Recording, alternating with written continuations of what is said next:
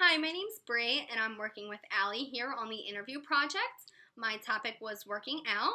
So, Allie, tell me a little bit about yourself. I'm an instructor at Anytime Fitness in Millville and in Vineland. I teach step and a total body class on a weekly basis. Last year, I got the Rookie of the Year award as an instructor um, coming into the gym in 2016. Wow, that's really impressive. So, I'm in the phonetics class, and I am relating the questions I have here to my class. So, my first question is, what is the difference between your breathing during working out versus your breathing when you're just talking and hanging out with your friends and relaxing?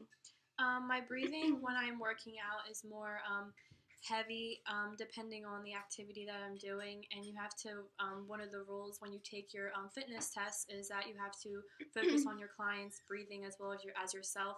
It has to be, you have to breathe in and you have to breathe out in a controlled motion. When I'm hanging out with my friends or just talking in general, it's more relaxed. I'm not thinking about it. Um, I everyone you just like you hold your breath when you're talking, and then when you're finished, you like release. So I guess the big difference is when you're working out, it's more controlled, and then when you're just hanging out with your friends, it's more relaxed. Yeah, that definitely does make sense. And now, my second question is, when you're working out, do you usually talk to people? Do you just work out on your own? I prefer to work out on my own if I'm going to the gym or like running down my street just by myself. But when I'm teaching my class, I don't have the option to not talk to people. I have to talk to people and instruct my class. So, does that put a strain on your breathing since you're trying to talk to the class or? Yeah, I would say it does because everybody gets winded when they're working out.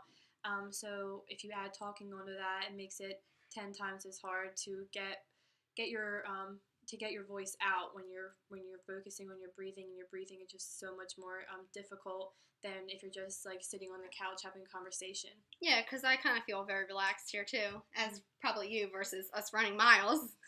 Um, when you're working out, do you notice how your articulators, like the nose and the lips and your tongue, are all working together, or do you not really notice anything with them? I don't really notice like anything, but I feel that depending on the activity that I'm doing, like if I'm doing like a fun class, then I feel like I'm smiling more. But if I'm on the floor doing a plank, my face is very tense and my lips are together, and like I just guess my facial features are just more tense. I guess it depends based on your workout, like you said.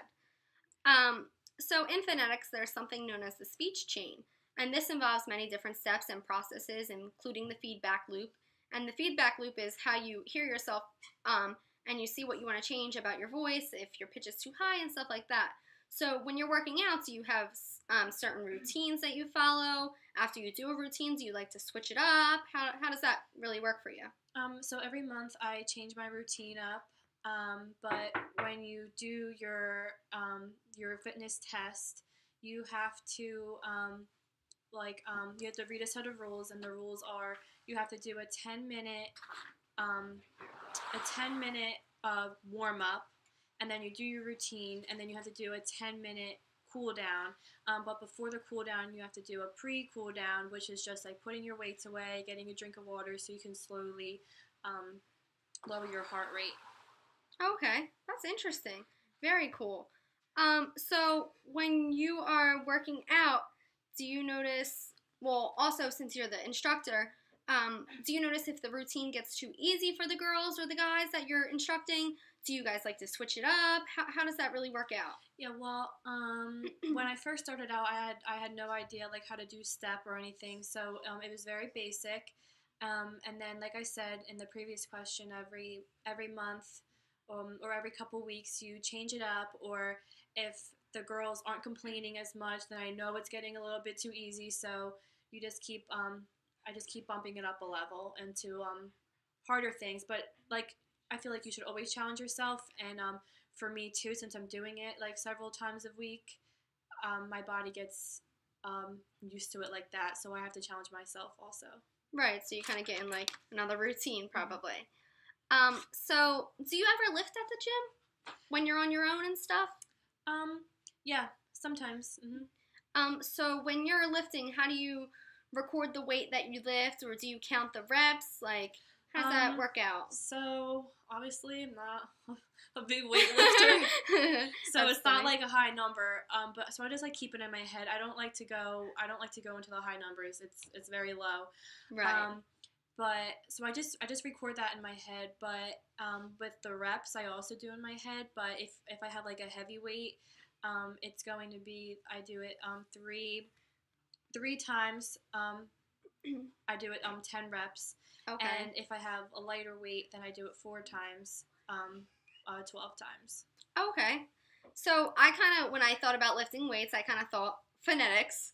So I related it to graphemes because graphemes are counting the letters in the words. Mm-hmm. So I just kind of thought, oh, well, when you're lifting your weight, you're counting how many times you're doing it. Mm-hmm. So just something there.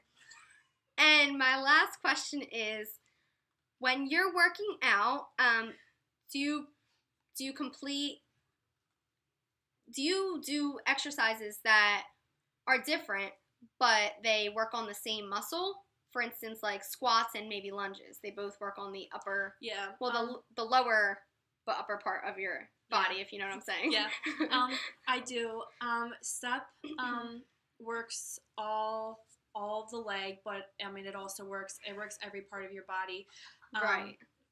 And then I guess that question is more concerned with like my total body class because I'll do multiple things to work your triceps. I'll do multiple exercises to work your biceps. Like I won't just do bicep curls or like triceps. I have like a bunch of exercises that you could do to work the same area. But it's pretty difficult coming up with ones, but I do it so my clients don't get bored because every month if you're just doing curls, they're gonna get bored. Yeah, that definitely does make sense. And like you said, you do or you don't like working out with a partner. You said you kind of don't, depending on the situation. Running, I don't like to work with a partner. I like to just do it by myself. Because I don't like to feel like I'm racing somebody. I like to just go at my pace. I don't like if somebody's going further than me, I want to be able to keep up with them. But if I can't, then I just feel like I don't know. I just don't like it, and then I have to my breathing gets heavier because I'm going a faster pace. But if I'm just walking with somebody, then I definitely do like to talk to someone because it gives you company. Or if you're lifting weights, then that's also fun because lifting with somebody, you can also get somebody else's advice, so that's also a good thing. I never thought about it in that way. And lastly, I guess overall, you just you're instructing your class. Do you love the girls that you have? Do you have any men that take your class? I had one man, but not anymore. But it's mostly all women, older women, I guess. Just because of when I teach classes, it's usually in the morning, so that's when most people are at work. So it's mostly older ladies, but they can keep up with me, and I give them a good challenge, and I love them all. They're so cute. Aw, good. Well, on that note, I guess we're going to end this interview. Thank you so much for having me interview you and letting me show this to my class. Thank you.